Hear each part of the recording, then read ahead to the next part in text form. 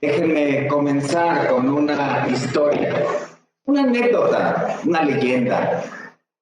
Dicen que a partir de 2018, Benito Juárez tiene un conflicto de identidad y que por tal motivo tuvo que ir a terapia. Sí, Benito Juárez, es una leyenda. Y llegó Benito Juárez ahí con su psicólogo para hablar de su conflicto de identidad.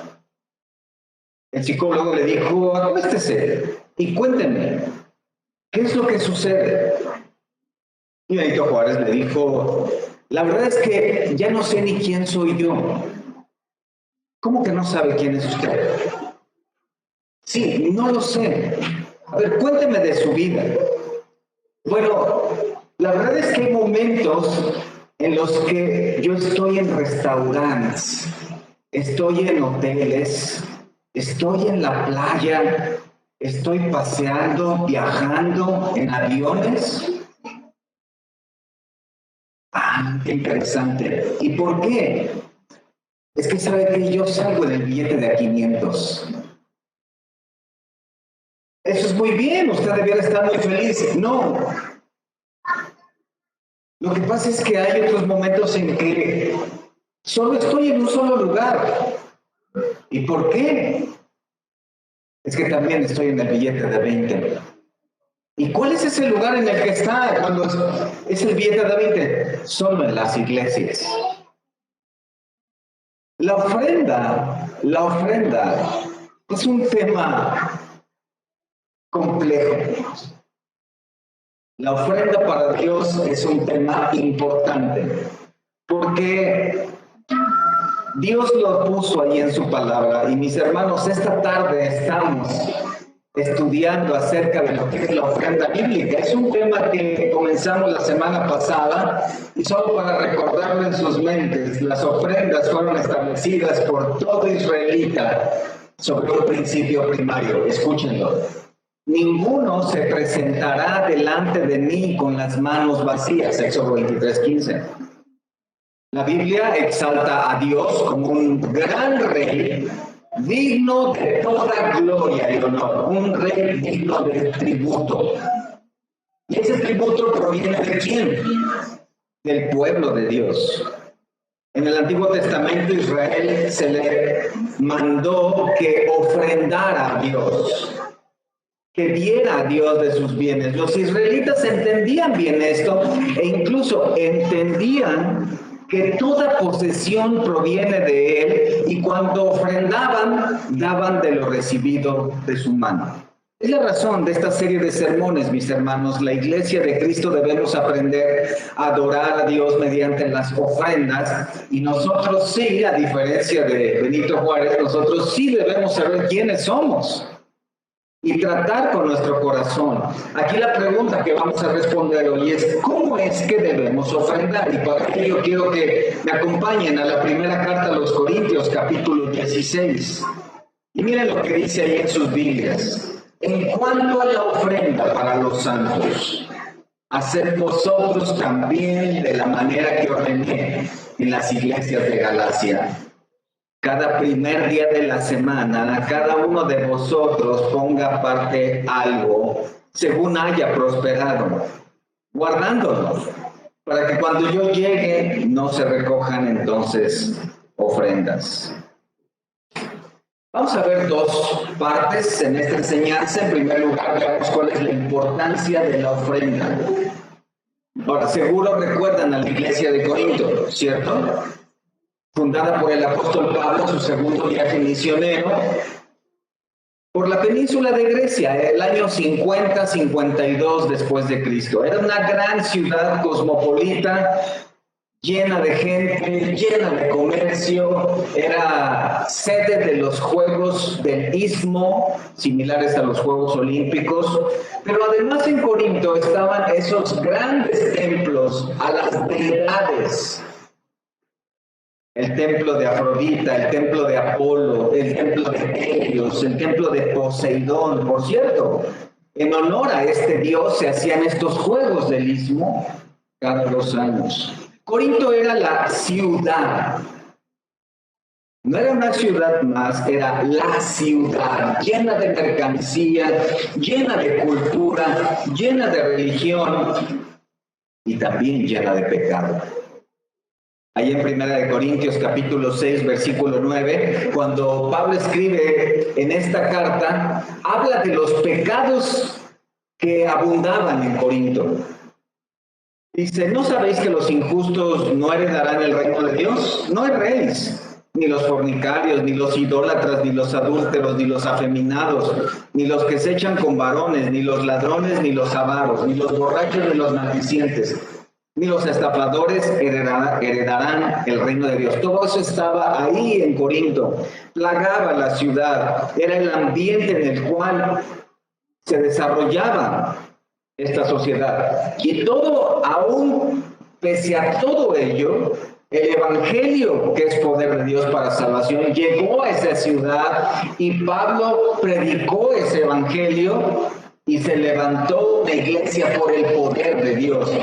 Allá en el capítulo 18 de Hechos dice, después de estas cosas, Pablo salió de Atenas, fue a Corinto.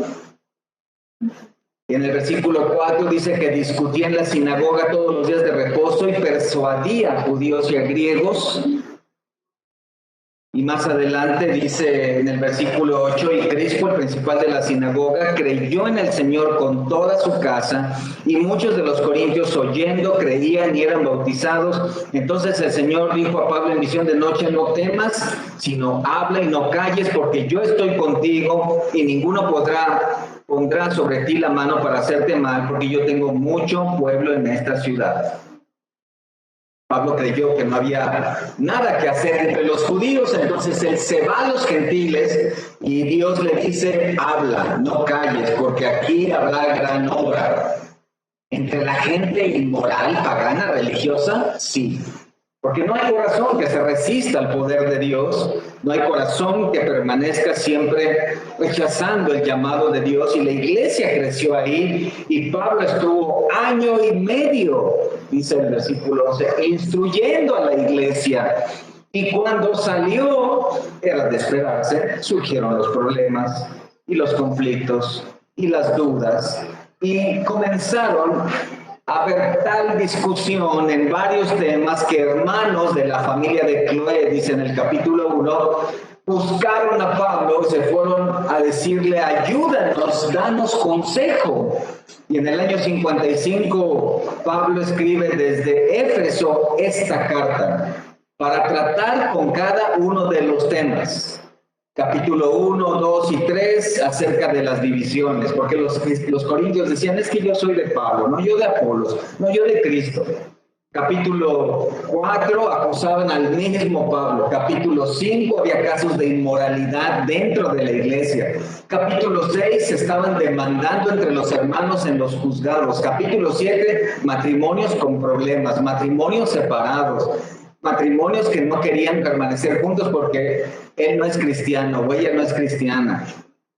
Capítulo 8, 9 y 10 comían de lo sacrificado a los ídolos y algunos se escandalizaban y otros como si nada. Capítulo 11, 12 acerca del uso de los dones. Capítulo 13, 14, el hablar en lenguas. Capítulo 15, no entendían de la resurrección. Y capítulo 16, de la ofrenda. ¿Cuántos problemas? ¿Quién quiere ir a esa iglesia? Hermanos, vamos a ir una parte a Corinto. ¿Quién quiere ser pastor de Corinto? ¿Cuántos problemas había en Corinto? En ellos, en nosotros y en toda iglesia. El trasfondo de los corintios era lo más contrario a Dios y a su palabra. Eran paganos convertidos, pero no perfectos, en proceso de santificación.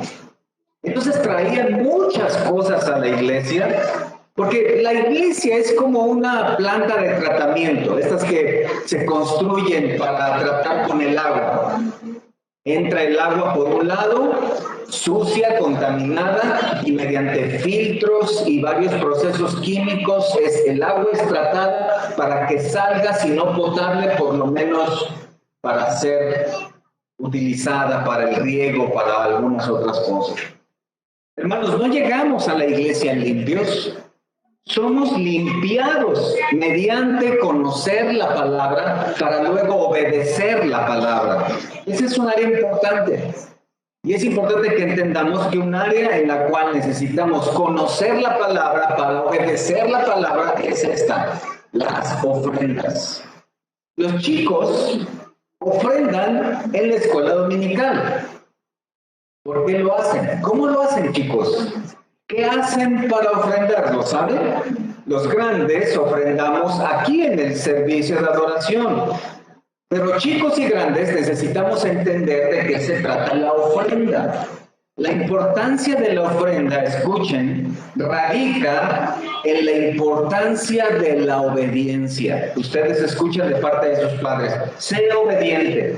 Obedece lo que te digo. Bueno, la ofrenda es parte de las áreas en las cuales Dios te dice a ti, chico, y a nosotros grandes, nos dice, obedezcan en lo que les digo. Ofrendar es un mandato para toda iglesia. Vean ahí en el versículo 1, cuando dice, en cuanto a la ofrenda para los santos, haced vosotros también, de la manera que ordené en las iglesias de Galacia. Noten que las ofrendas no eran ofrendas para ponerlas en un altar con veladoras, con imágenes, como en nuestro trasfondo. Ahí dice, en cuanto a la ofrenda para los santos. En nuestro trasfondo religioso de muchos de nosotros, las ofrendas eran colocadas en un altar, con fotografías, con imágenes, con figuras de yeso. Esto no es así ya, esto cambia, es la razón por la cual la iglesia cristiana no tenemos esas imágenes como el catolicismo. Aquí la ofrenda es para los santos. ¿A qué se refiere? Bueno, aquí hay un contexto. Y este es importante que ustedes lo conozcan. Y esto se refiere a Hechos 11, cuando en aquellos días, dice en el versículo 27, unos profetas llegaron a Jerusalén. Y uno de ellos, un profeta llamado Agabo, daba a entender por el Espíritu que vendría una gran hambre en toda la tierra habitada. Esa hambruna sucedió, dice, en tiempo de Claudio.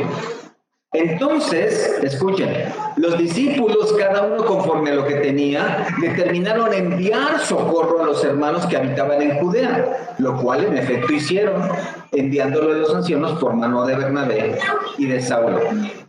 Esta hambruna impactó fuertemente a la iglesia en Jerusalén. Era la iglesia más grande de su tiempo. Algunos dicen que llegaron a tener unos 30,000 congregantes. Ahora se necesitaba ayuda de las demás iglesias. Se necesitaba pedir a otras iglesias que ayudaran a los hermanos de Jerusalén. Entre ellas, Corinto. Pero, ¿qué esperar de Corinto? ¿Qué esperar de una iglesia como Corinto? Problemas en las ofrendas. Entonces Pablo dice, haced de la manera que ordené en Galacia. Esa frase es muy importante porque le dice a los corintios, ustedes van a hacer lo mismo que les dije a las iglesias en Galacia. ¿Cuáles iglesias en Galacia? Las que fueron fundadas en el primer viaje misionero. Esas iglesias en Iconio, Listra, Derbe, Antioquía, aquellas iglesias también recibieron este mandato de Pablo. Ahora, cuando volteamos a ver a las iglesias de Galacia, por ejemplo, Éfeso, no dice nada de la ofrenda. Por ejemplo, las 7 iglesias de Apocalipsis estaban en Galacia. ¿Les dice algo de la ofrenda? No dice nada. ¿Por qué? Porque en aquellas iglesias Pablo les instruye y ellos responden. Pablo les enseñó cómo debían ofrendar y ellos obedecieron, pero los corintios no eran tan dóciles.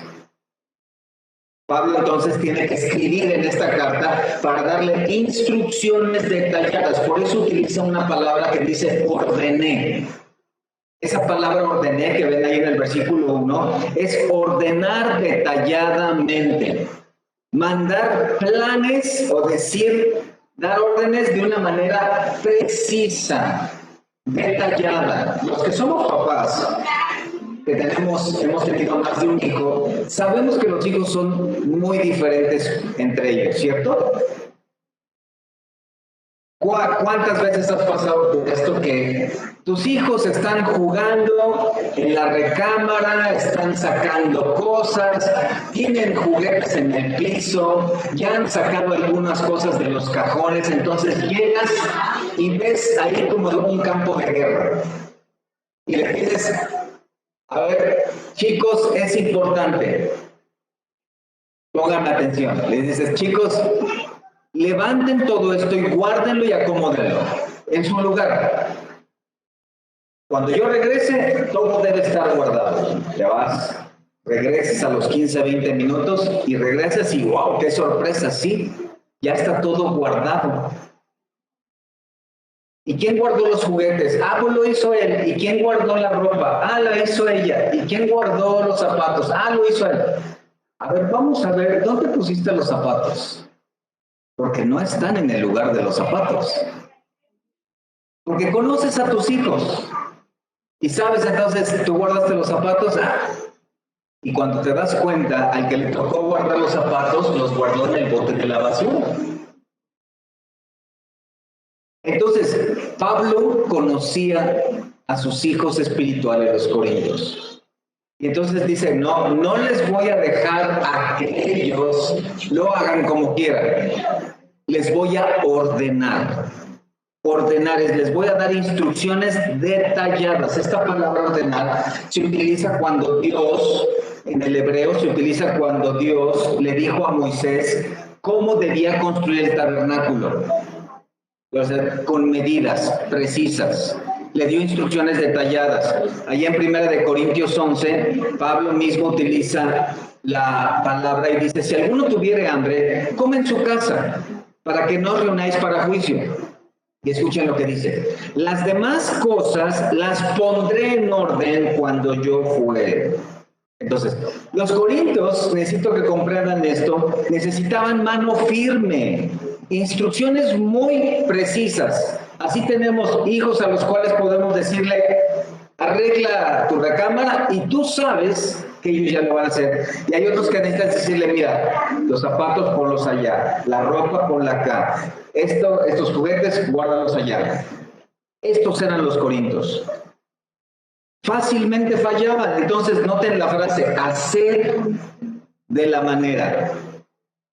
Ahora, si nos quedamos solo con hacer, háganlo. Eso va a ser un desastre. Pero hay un adverbio aquí, de la manera. Ese adverbio le da relevancia al verbo, lo precisa. Pablo les está diciendo, háganlo, pero de esta manera. No se pongan creativos, no traten de inventar algo, no, debe ser así. Aquí son instrucciones de Dios para la iglesia precisas. No es como cuando en tu teléfono abres el GPS para ir a una dirección y el GPS te dice, bueno, esta es la ruta más rápida, pero también podrías irte por acá. O podrías tomar la autopista y llegar por allá. Esa es la característica de nuestra ciudad, que a un lugar puedes llegar por diferentes lados. Y tal vez no siempre la más rápida sea la mejor. No, aquí las instrucciones son muy precisas. Aquí es Dios diciéndoles, sigan las cosas al pie de la letra. La importancia de la ofrenda, mis hermanos, es que se trata de obediencia. Recuerden Israel, Dios les mandó un sistema preciso de 3 diezmos y ofrendas. Sus diezmos sumaban 23% y debían entregarlos fielmente. Con los diezmos van a sostener a los levitas, las fiestas públicas y a las viudas, huérfanos, extranjeros y pobres. Detallado, preciso. Y también Dios pedía ofrendas. Y había ofrendas de gratitud, ofrendas por el pecado, ofrendas para motivos especiales. Todo israelita debía dar sus diezmos y debía dar ofrendas. Eso significaba obediencia. Todo este sistema de diezmos, de ofrendas, de animales sacrificados. Sus ofrendas eran a veces en granos, a veces en animales, a veces en metales, oro, plata, madera, pieles de animales. Todo ese sistema parece algo muy lejano a nosotros, ¿cierto? Nuestra sociedad está monetizada. Nosotros usamos billetes, monedas. Es más, ya tenemos tarjetas de débito, de crédito, hacemos transferencias. Entonces, parece que todo este sistema de Israel es algo alejado. Parece que el alfolí ya corre el riesgo de convertirse más bien en una terminal de banco, ¿cierto? Algunas iglesias están implementando esta modernidad. No me traje para la ofrenda, no te preocupes, allá atrás hay una terminal. Estamos en una época donde la riqueza de muchos es una cifra en la pantalla. Está ahí. Entonces parece que el sistema de Israel es obsoleto. Parece que no tenemos ninguna relación en lo que ellos vivían con lo que nosotros vivimos. ¿Hay alguna relación? Sí, que tenemos el mismo Dios, que el Dios del Antiguo Testamento, que determinó diezmos y ofrendas para ellos, es el mismo Dios soberano, Rey y Señor, que debe ser tributado, debe ser honrado a través de nuestras ofrendas hoy. Eso nos une.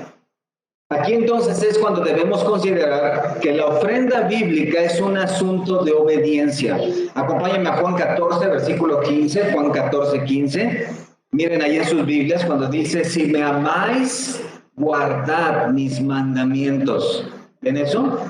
El Señor es muy claro. Con pocas palabras, Él nos coloca frente a la obediencia a su palabra. Versículo 21, véanlo ahí, por favor. 14, 21. El que tiene mis mandamientos y los guarda, ese es el que me ama. Y el que me ama será amado por mi Padre, y yo le amaré y me manifestaré a él. Versículo 23, el que me ama, mi palabra guardará, y mi Padre le amará, y vendremos a él y haremos morada con él. Versículo 24, el que no me ama, no guarda mis palabras. Y la palabra que habéis oído no es mía, sino del Padre que me envió. El mismo apóstol Juan escribe en su primera carta, en el capítulo 2, primera de Juan 2:3, y en esto sabemos que nosotros le conocemos, si guardamos sus mandamientos. El que dice, yo le conozco, y no guarda sus mandamientos, el tal es mentiroso y la verdad no está en él. ¿Se dan cuenta? Es la obediencia, la evidencia de nuestra salvación. La obediencia, tu obediencia a los mandamientos de Dios es el brillo de oro de tu fe. Así como el oro es quilatado y eso avala su pureza, la obediencia en tu vida avala tu fe. No hablamos de obediencia perfecta, sino gradual, progresiva, una obediencia creciente, extensiva a todas las áreas de tu vida. En otras palabras, la obediencia es la victoria, nuestra victoria sobre la mundanalidad. La obediencia es nuestra tarjeta de presentación, no perfecta, pero sí gradual y progresiva. Es difícil ser obediente. Es difícil ser obediente. Llegó un pastor a casa de uno de los congregantes allá en la sierra, en la montaña. Allá donde estaba la iglesia y los congregantes se dedicaban a la agricultura y a la crianza de animales. Y el pastor llega ahí con el hermano y está platicando y él está visitando a los hermanos para hablarles de la importancia de poder construir una iglesia, un templo para adorar al Señor. Y el hermano le dice al pastor, pastor, usted sabe que, mire, si yo tuviera un gran ganado, Si yo tuviera unas 1000 cabezas, yo daría la mitad para la iglesia. Wow, no, eso sería excelente, hermano. Oye, y si tú tuvieras, por ejemplo, unos 4 caballos, ¿tú darías 2 para la iglesia para que construyamos el templo? Sí, claro que sí, pastor, yo lo daría. Oye, y si tú tuvieras 2 cerdos, ¿tú darías 1 para la iglesia? Pastor, eso no se vale, usted sí sabe que tengo 2 cerdos. Es difícil la obediencia. Pero escuchen lo que dijo el pastor Paul Washer acerca de ello. Dijo, Jesús en el desierto no venció al diablo por citar las escrituras. Jesús en el desierto venció al diablo por obedecer las escrituras. Es verdad. El mandato aquí en 1 Corintios 16, versículo 1, es un mandato a obedecer a Dios en cuanto a la ofrenda. Ahora, la pregunta es frecuencia. ¿Cada cuánto? En segundo lugar, ya entendí que Dios me manda ofrendar. Ya lo entendimos, pero ahora, ¿cuál es la frecuencia? Bueno, si regresamos al Antiguo Testamento, debemos recordar que los judíos todo el tiempo ofrendaban, pero había un día en especial, el Shabbat, el sábado.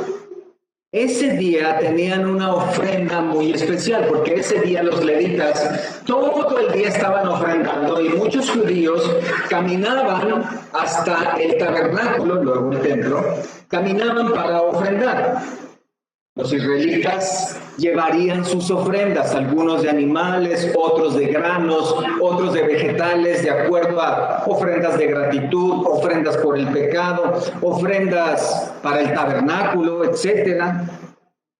En el tiempo del Señor, las ofrendas cambiaron un poco, eran en especie, pero también en monedas. Estaba el templo que estaba reconstruyendo Herodes, o ampliando, mejor dicho, y había un atrio alrededor del templo había un atrio, y en ese atrio estaban unas alcancías que eran de metal, con una boca angosta en la parte alta, y se iban ensanchando conforme bajaban en una base ancha, y era como una trompeta volteada. En esa alcancía la gente depositaba sus ofrendas. Ahora, cuando la iglesia nació, comenzaron a congregarse en casas, no en el templo.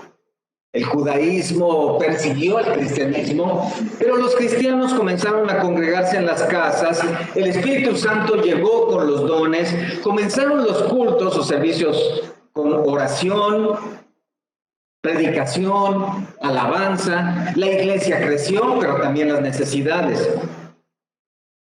Y llegaron las necesidades a tal grado, porque la iglesia creció, que algunos hermanos comenzaron a ofrendar sus casas para cubrir esas necesidades. Allá en Hechos 2:44 dice que todos los que habían creído estaban juntos y tenían en común todas las cosas y vendían sus propiedades y sus bienes y lo repartían a todos según la necesidad de cada uno. Esa iglesia desde el inicio fue movida a misericordia y compasión para ayudarse unos a otros. Cada iglesia fundada por Pablo recibía esta enseñanza. Recojan ofrendas, úsenlas para las necesidades de la iglesia. Recojan ofrendas cada vez que se congreguen para adorar y úsenlas para cubrir las diferentes necesidades y para ayudar a los pobres. Cada iglesia recibía esa enseñanza de Pablo y cada iglesia obedecía esa enseñanza de Pablo. Solo que los corintios eran no tan dóciles. Necesitaban entonces esta instrucción. Incluso Pablo tuvo que utilizar ejemplos de otras iglesias para que los corintios entendieran que esto era un asunto de obediencia. En 2 de Corintios 8, ya en la segunda carta de Corintios 8, Pablo escribe a esta misma iglesia y les dice: hermanos, os hacemos saber la gracia de Dios que se ha dado a las iglesias de Macedonia, es decir, las iglesias que están al norte de ustedes, que en grande prueba de tribulación, la abundancia de su gozo y su profunda pobreza abundaron en riquezas de su generosidad. Pues doy testimonio de que con agrado han dado conforme a sus fuerzas y aún más allá de sus fuerzas, pidiéndonos con muchos ruegos que les concediésemos el privilegio de participar en este servicio para los santos. A los corintios, Pablo les dice, miren cómo los hermanos de Macedonia, siendo pobres y estando en tantas pruebas, miren cómo ofrendan, con cuánto gozo y con cuánta generosidad. Para decirles, ustedes hagan lo mismo, ofrenden con esa misma actitud. Entonces, Pablo está motivándoles a ofrendar porque sabe que para ellos es difícil. Están en una sociedad consumista. Están en Corinto, donde era puerto, llegaban todos los navíos con lo nuevo del viejo mundo, donde llegaban los barcos con lo último, las últimas modas, las telas, los muebles, todo aquello que ellos podían tener. Era una sociedad consumista, egoísta, ambiciosa, pero ellos debían obedecer si habían conocido al Señor. Entonces, ¿cada cuándo? Y entonces Pablo dice, yo les voy a decir con precisión, versículo 2, cada primer día de la semana, cada uno de vosotros. Esto no es por tribus, esto no es por familias, no es quién da por los de este lado y quién da por los de aquel lado. Cada primer día de la semana, cada uno de vosotros ponga aparte algo.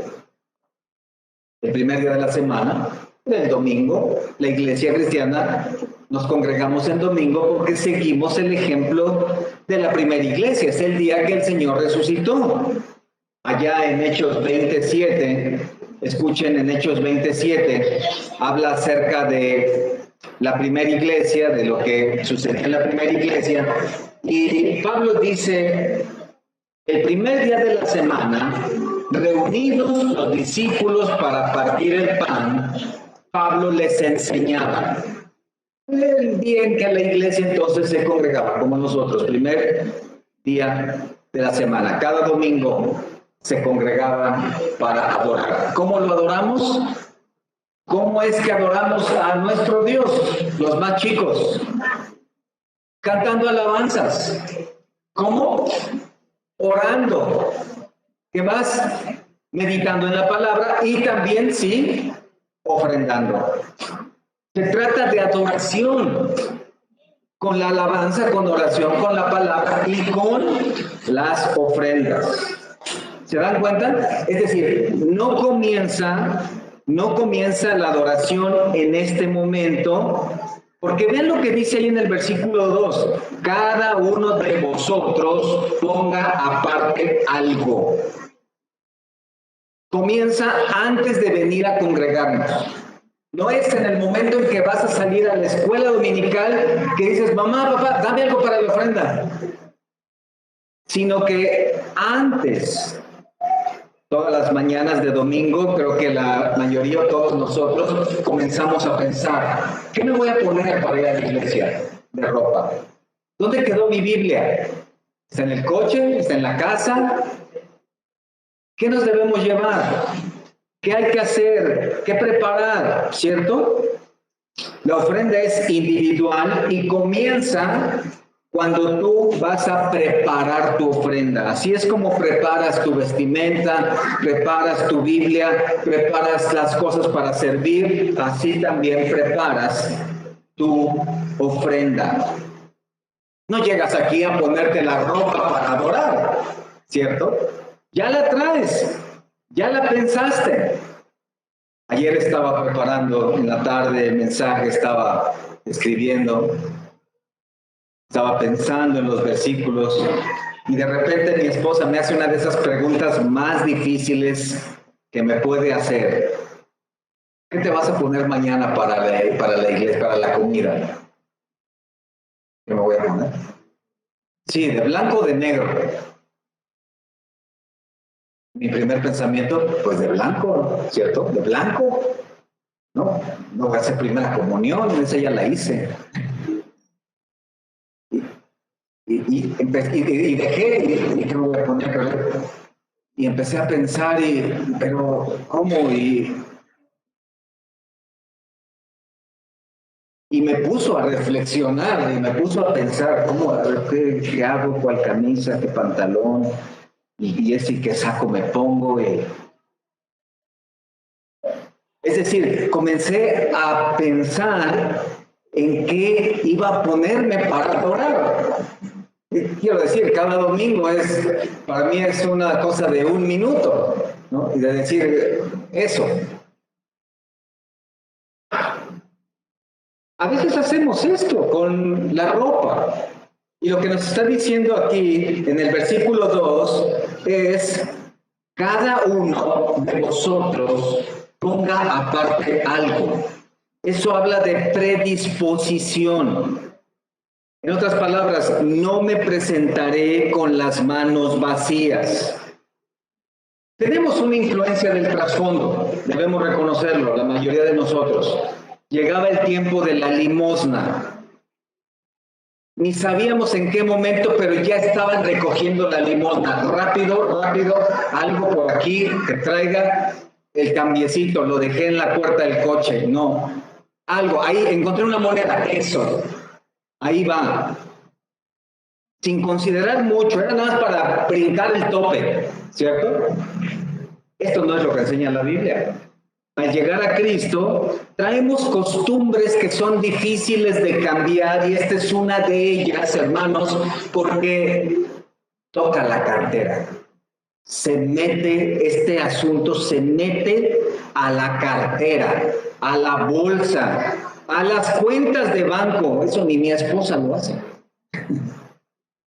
Toca mis riquezas, toca mis ingresos, toca mis bienes. Pero aquí Dios es el que se está metiendo en nuestras carteras, es Dios. Nos está hablando y está diciendo, pon aparte algo. Y esta frase es importante, si la ven ahí en el versículo 2, porque tiene el sentido de separar intencionalmente para un propósito. Esto significa una previa y activa reflexión en la importancia de ofrendar, así como algunas de ustedes y yo en el caso de ayer me puse a pensar qué ropa voy a llevar mañana porque es un día especial y mi esposa me está pidiendo que de cierto color. Así como me puse a pensar y a reflexionar, así también previa y activamente debo reflexionar en qué voy a ofrendar. Déjenme mostrarles, para poder entender esta reflexión, un ejemplo contrario. Acompáñenme a Lucas 12. Este es un ejemplo contrario de lo que no es reflexionar. En muchas ocasiones, a través de los ejemplos contrarios, también podemos aprender. En Lucas 12:16 hay una parábola, esa parábola es famosa, la parábola del hombre rico. Y dice en el versículo 16, la heredad de un hombre rico había producido mucho. Y él pensaba dentro de sí diciendo, ¿qué haré porque no tengo dónde guardar mis frutos? Y dijo, esto haré, derribaré mis graneros y los edificaré mayores, y allí guardaré todos mis frutos y mis bienes. Y diré a mi alma, muchos bienes tienes guardados, para muchos años, repósate, come, bebe, regocíjate. Esto es reflexión. Pero escuchen, este hombre es un ejemplo contrario a lo que se nos está llamando en 1 Corintios 16. Este hombre no es un buen ejemplo de ofrenda, es lo contrario, pero nos ayuda a entender la capacidad que tenemos de reflexionar en lo que nos interesa. ¿Se dan cuenta? Todos nosotros reflexionamos, pensamos en lo que nos interesa. Noten el pensamiento de este hombre. ¿En qué está pensando? En sus riquezas, Y es un pensamiento constante. Todos pensamos en las riquezas, en el dinero. Todos nos interesamos en lo que recibimos, en el dinero que tenemos, en lo que está en la bolsa. Hoy pensaste tal vez en el dinero que necesitabas para desayunar. Ayer tal vez o hoy para ir al supermercado a comprar despensa o los pagos que debes hacer en esta semana. Todos estamos pensando en dinero para nuestros gastos. Lo que está diciendo 1 Corintios 16 es, también debemos pensar previa y activamente en dinero para ofrendar. El corazón de este hombre que ves ahí revela indiferencia a Dios y su obra. Está ensimismado. Sí está pensando en dinero, pero no para ofrendar. ¿Qué no había pobres que ayudar? ¿Que no había ofrendas que dar? Sí, claro que sí, pero escuchen, la ausencia de Dios y sus mandatos en su mente revela su falta de salvación y falta de obediencia. Todos necesitamos escuchar lo que el sabio Salomón dijo: honra a Jehová con tus bienes. Proverbios 3:9. No queremos ser como este hombre rico, ¿cierto? No queremos dejar fuera a Dios, no queremos desobedecer a Dios, queremos tenerlo en cuenta, queremos tenerlo en nuestra alabanza, queremos tenerlo en nuestras oraciones, queremos tenerlo en nuestros cantos, queremos tenerlo en nuestra meditación. Hermanos, también tengamos a Dios en nuestras carteras, en nuestras cuentas, en nuestros bienes. ¿Qué hacemos en esta reflexión? Pensamos con sabiduría. ¿Cuánto voy a ofrendar? ¿Cuánto voy a ofrendar? Pensamos y tal vez oramos. Señor, dame sabiduría. Dame sabiduría. Quiero obedecerte. Quiero honrarte con lo que tú me das. No, tenés una intención clara, marcada en el corazón. Esa reflexión y preparación la usamos, hermanos, para salir a trabajar. Yo pienso que me tengo que llevar mi botella de agua, mi desayuno, las llaves de la camioneta, ¿qué más?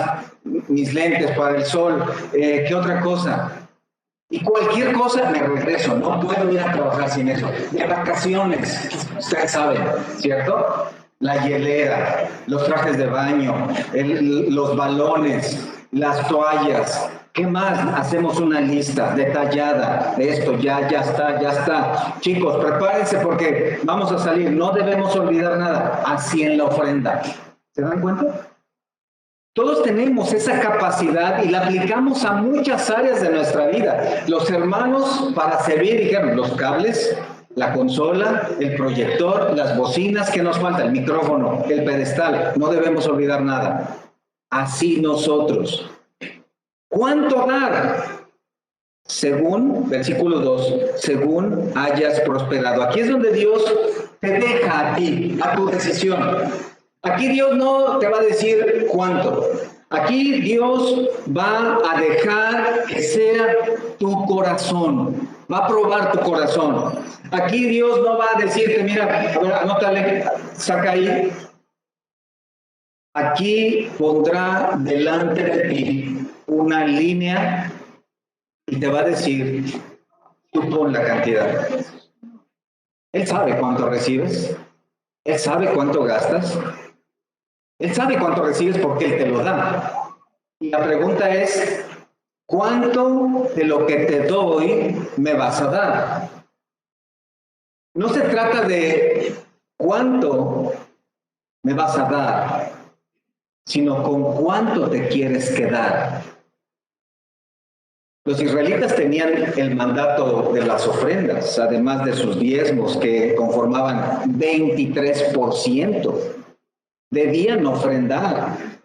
Y siempre Dios deja un margen para expresar los deseos del corazón y la ofrenda es ese margen. La pregunta no es cuánto le voy a dar, sino con cuánto me voy a quedar de todo lo que Él me da. Israel falló. Al tiempo abandonaron el templo, abandonaron las ofrendas, Dios a través de muchos profetas, pero particularmente de Malaquías, les dijo, me habéis robado. ¿En qué te hemos robado? Decían ellos, en vuestras ofrendas, en vuestros diezmos. ¿Qué haremos nosotros? Bueno, al llegar al Nuevo Testamento, los propósitos de ofrendar trascienden. Dios nos manda sostener a obreros del Evangelio, 1 Corintios 9:14. Los que predican el Evangelio, que vivan del Evangelio. Nos manda socorrer viudas y pobres, 1 Timoteo 5:3. Algunos aquí fruncen el ceño y dicen, pero ¿cómo le hacemos? ¿Cómo le hacemos? Y pongan mucha atención, porque este ejercicio lo hizo una iglesia, se hizo en una iglesia, en un país muy, muy lejano, en un planeta muy, muy lejano. ¿Sí? Los diáconos estaban pensando, el pastor no, los diáconos. ¿Cómo le hacemos? La verdad es que se ofrenda poco. Dice uno de ellos, eran otros diáconos, no los de aquí. Pidamos diezmos. Pidamos diezmos. El Nuevo Testamento, mucha atención, el Nuevo Testamento no lo manda, pero no lo prohíbe.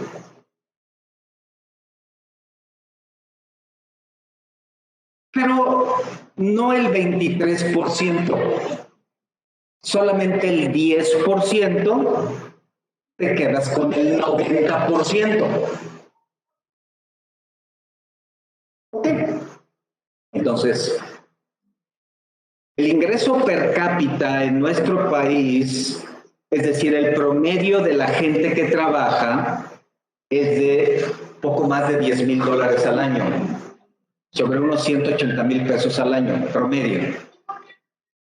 En esa iglesia, como de 50 personas, había como 30 personas que trabajaban. Entonces, de esas 30 personas que tendrían un promedio de ese ingreso, es decir, unos 15,000 pesos mensuales, promedio, algunos más, otros menos, cada una de esas 30 personas, cuando escucharon de los diáconos que debían dar el diezmo, es decir, el 10%, no el 23%, eso es mucho, el 10%, nada más.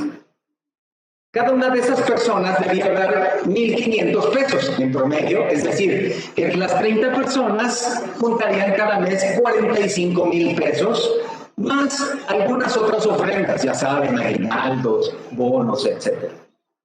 Es decir, que esa iglesia les dijo a sus congregantes, como 50 congregantes de los cuales 30 trabajaban, que dieron el diezmo, esos dieron el diezmo y tuvieron ingresos como por 50,000 pesos al mes, con lo cual pudieron pagar un pastor de tiempo completo, pudieron ayudar a varias familias y guardar unos 10,000-15,000 pesos mensuales para en un año tal vez comprar un terreno y luego comenzar a construir una iglesia.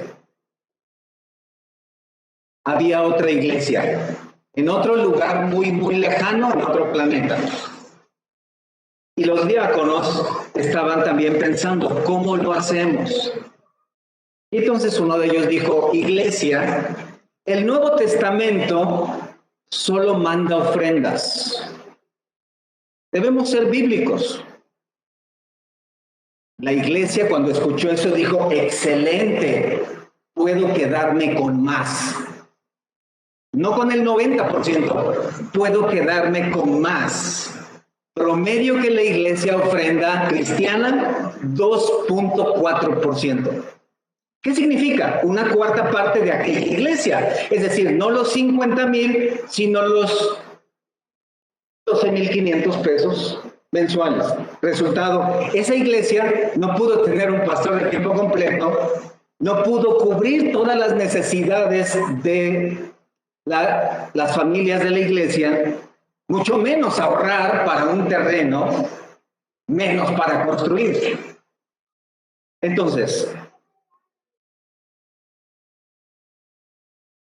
el liderazgo dijo, oremos por provisión. Y esa es de las oraciones más equivocadas. No, el Señor ya provee. El Señor ya provee. El dinero está en nuestras bolsas, en nuestras carteras, en nuestras cuentas. La oración está mal. El dinero ya está. El asunto está en otro lado. Es un asunto de obediencia. Es un asunto del corazón.